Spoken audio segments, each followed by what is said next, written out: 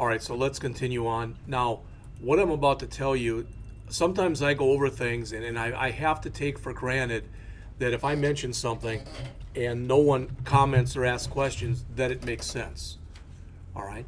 So if I'm writing my, I'm going to put a Java program in here. I'm just going to throw a couple things. Don't worry about writing it down or anything, but I just want to show you something.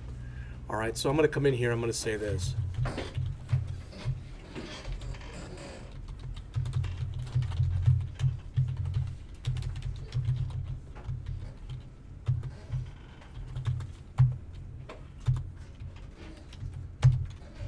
Save this.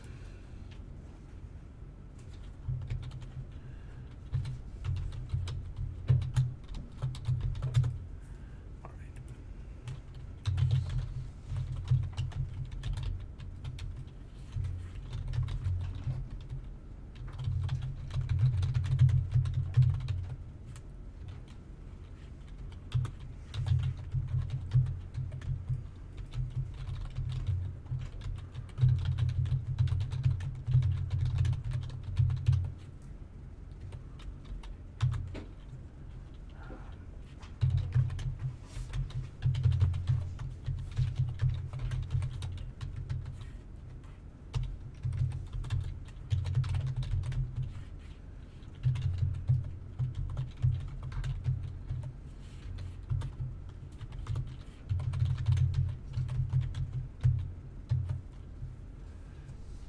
I'm not going to run this or anything, but I just wanted to show it to you. You'll notice right here I've defined a variable, and I defined it outside of any function. What that means is a variable in JavaScript that you define outside of any function is known as a global variable. It means it can be used or accessed anywhere in the program. So I've got some in here. I could use some in here if I wanted to. I'm not, but I could. All right. On the other hand, num1 and num2, I define those variables inside of main. So they're what are called local to main. They're only known within main, but I need to use them in here.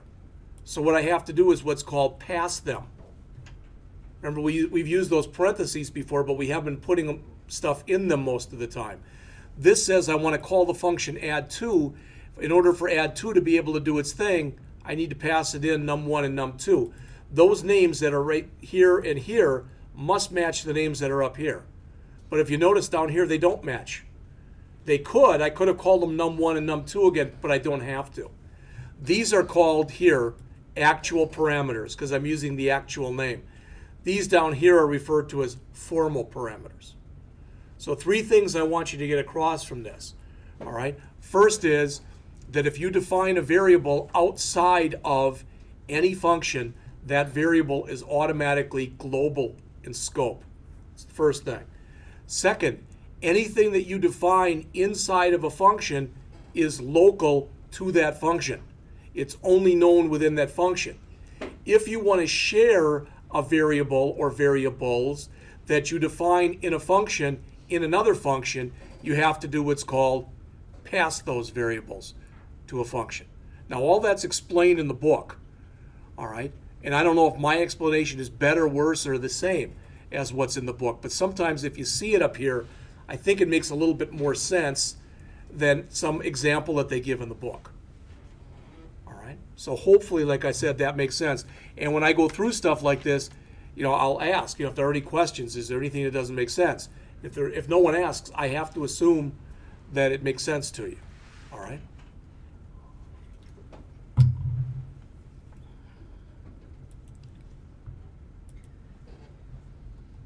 All right, so they give an example of scope in here. It's not much different than the one I just gave you.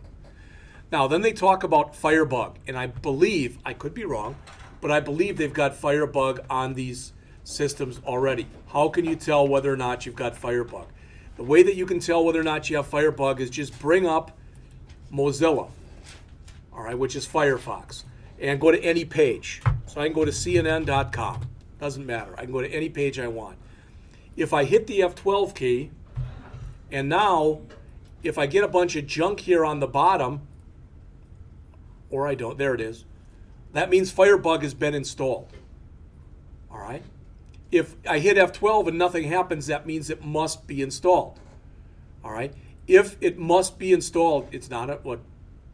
I think that one's the built-in web developer tools. Okay. So that doesn't necessarily mean Firebug is installed. Okay. Well, then let me show you how you can install it then. Okay. Thank you. But if I've got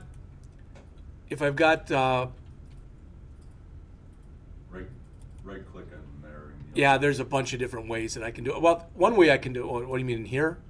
And go to what? But I can do this. I can just type, I can, bring up Firefox and go to getfirebug.com. Literally, getfirebug.com. All right? Hit enter and tell it to install Firebug. So I'm just clicking the button there. It says, what release do you want? Well, current stable, that'd probably be a good one. So I'm clicking download here. And it says, welcome, yeah, do all this other stuff. You want to contribute, that's your call, not mine. But it says, welcome to the add-ins. Big green button. Thank you. And install, that's it. It's been installed. That's it. Yes. If Firefox had it, would that green button was... No, it would just reinstall it. It wouldn't hurt anything. So you're not hurting anything by reinstalling it at all. All right. There is a similar one for Google Chrome. All right. And IE has their own. All right. And the one that you do for Chrome isn't much different, the installation and the like. So now, if I go back in here, all right, and that was good. Let me close that. All right. And they recommend that after you do that, you just restart it. And all I mean is by restarting it is you just start it up again. Now it should be there. All right. So if I come through there, it may look just the same as it did before. All right. And you hit F12, it should bring it up. Okay. And what's nice about this is it's got a console. And I think it's got a disabled console. You tell it to enable it. And then you can come down here, and I think I showed you this last time. I can't move this up any higher, so it's way down at the bottom. But if like I showed you before, if I type in var x equal 10, var y equals 15, alert x plus y equals x plus y. Well, for some reason it didn't set them. There is documentation out there. I don't want to go through a debugger right now because we haven't written any code yet. All right. Basically, I've just put some code out there and said, you copied it or whatever. So we will look at it. All right. I will tell you that if you also go out to the system and you just Google, all right, and if I type in here Firebug documentation, all right, there's an FAQ page, there's a wiki page, there's a lot of other stuff that's in here. Some of the stuff that's in here is really good. Some of it will confuse the heck out of you. All right.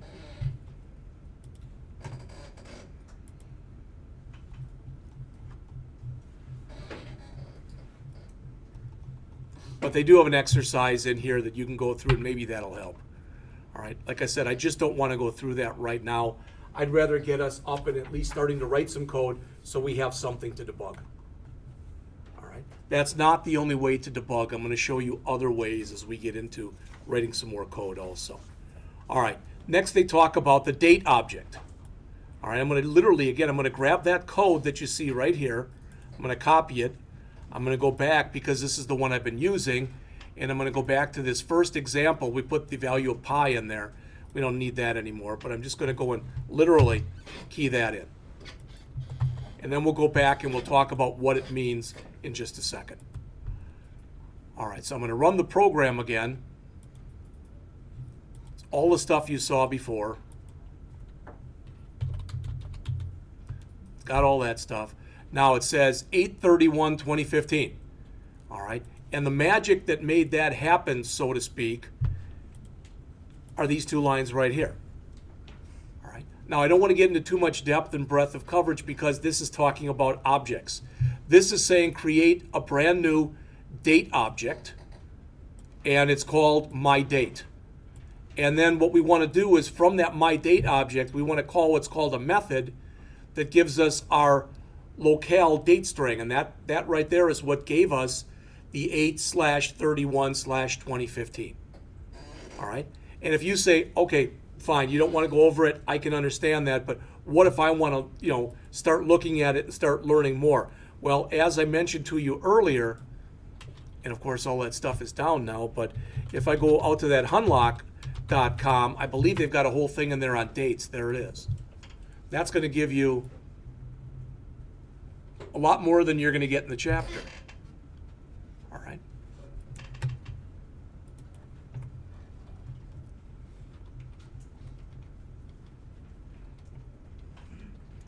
Here they're coming in and they're writing it to a web page. We're going to start doing this stuff right away.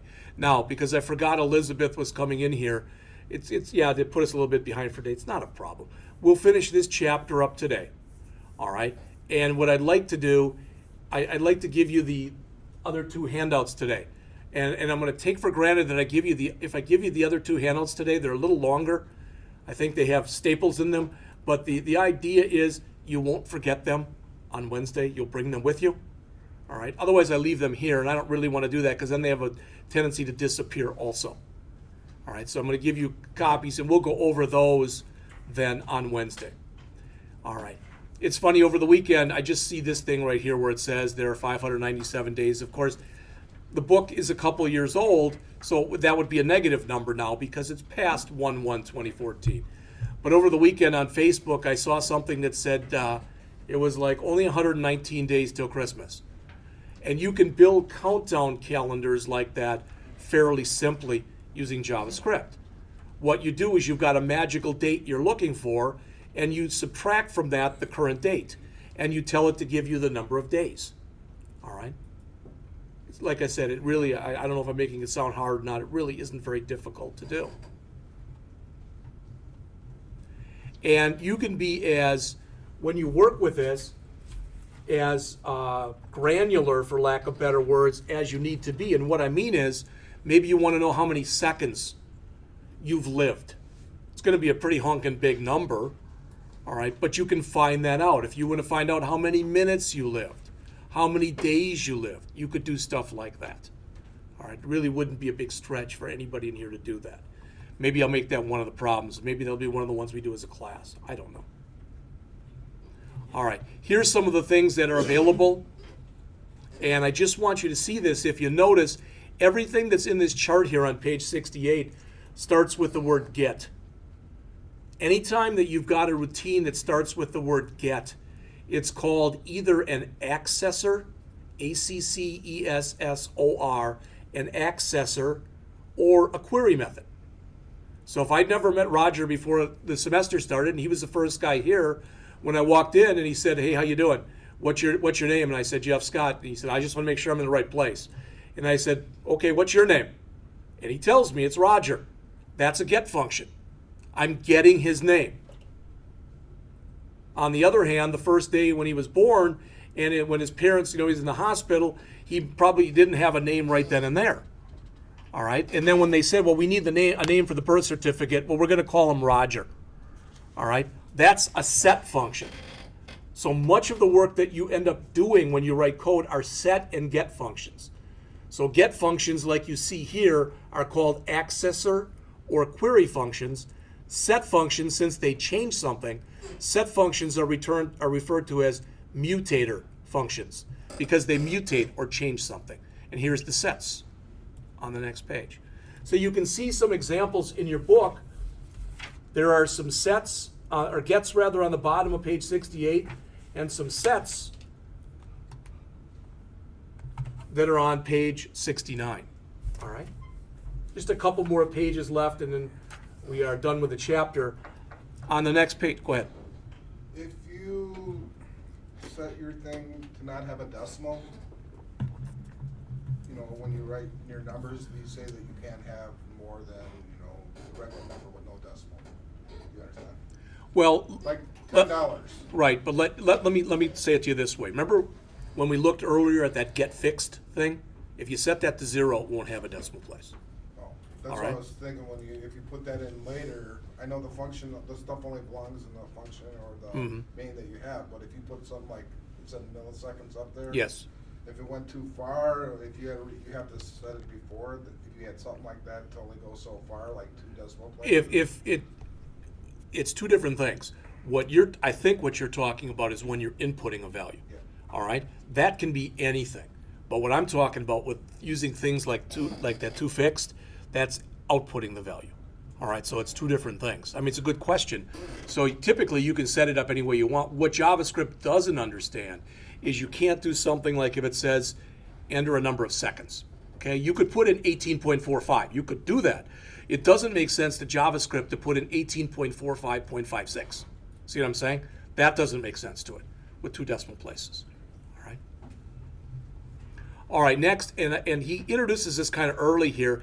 He introduces something called a reg exp or a reg exp, and that's short for regular expression. All right. You may or may not be aware of this, but there are several people in the 80s that made a living out of what I'm about to show you.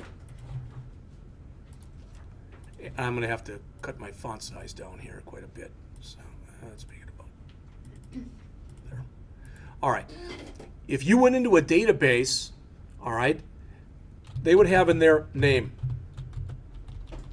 And sometimes you'd have things like this.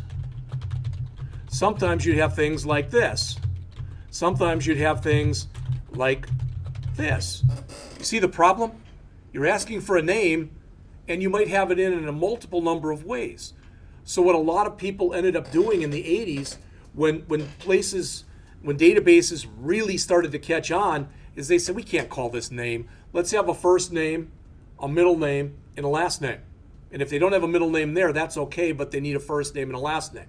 So people had to go in and convert these into something that looked more like this. You know, like for a first name, a middle name, and a last name. So they had to go and, for example, that last one that I have there, they'd have to break it up into like that. Does that make sense? All right. So what they ended up doing, what a lot of these people did, was they said, okay, I can be sure there's a blank space here, here, here, etc. So what you could do is you could look for blank spaces, and based on that, you could change what your input looked like into that kind of looking output. All right? That's one way that you can use regular expressions. What if I gave you, and I'm not doing this, but what if I gave you an assignment that said, okay, I want you to go online, I want you to find the U.S. Constitution, and I want you to find out in the U.S. Constitution how many times the word of is used in there. You could do that with regular expressions. You would tell it to search for the word of in your entire document and keep a count. So that's kind of how these are used.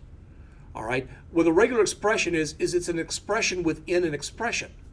If I put Jeffrey P. Scott there, if I wanted to check to see if CO was in there, that's a regular expression. All right? Because I'm checking a bigger field to see if it contains another field. All right? Now, and if you say, okay, sort of makes sense, are we going to have to deal with that? Not for a while. All right? But there's a site I oftentimes mention to people. Again, if you want to start looking at this stuff,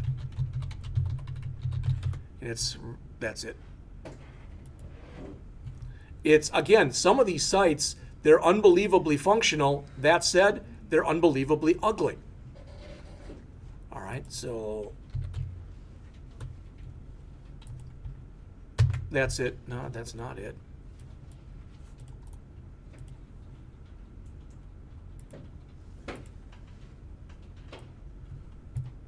So that's, if you want to start looking at things like that, it's at http://www.regular-expressions.info. All right? And what it does, among other things, is it has a tutorial that assumes you know nothing about regular expressions. and it'll start to teach them to you. All right? I just gave you a couple examples of regular expressions. There are a multiple number of examples where regular expressions are used. All right? Tons of them.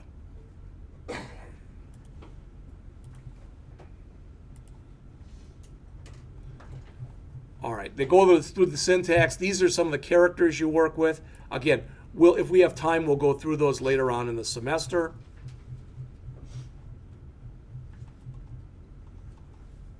Garbage collection we don't have to worry about.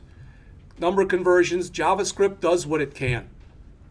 So notice this, if I say string, that takes the number 100 and it changes it to double quote 100 double quote.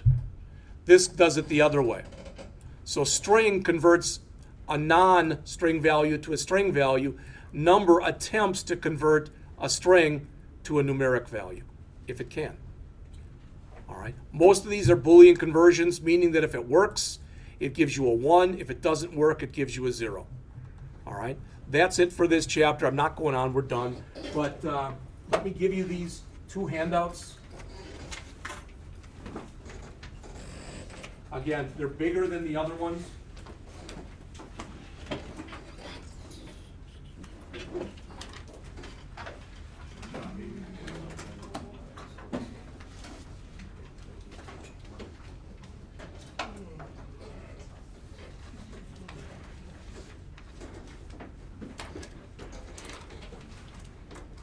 John's got one more, so.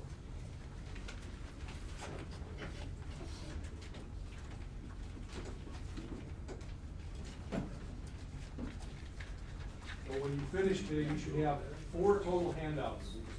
All right, 2 of them are stapled, 2 of them are not stapled.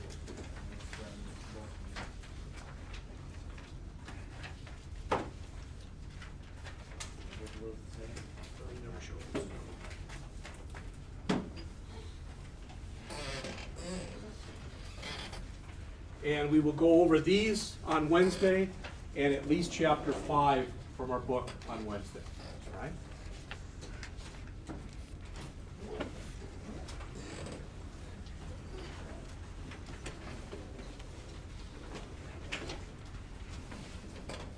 There will be extras back there, so if anybody missed, Fred, remember to ask before we start next class. So.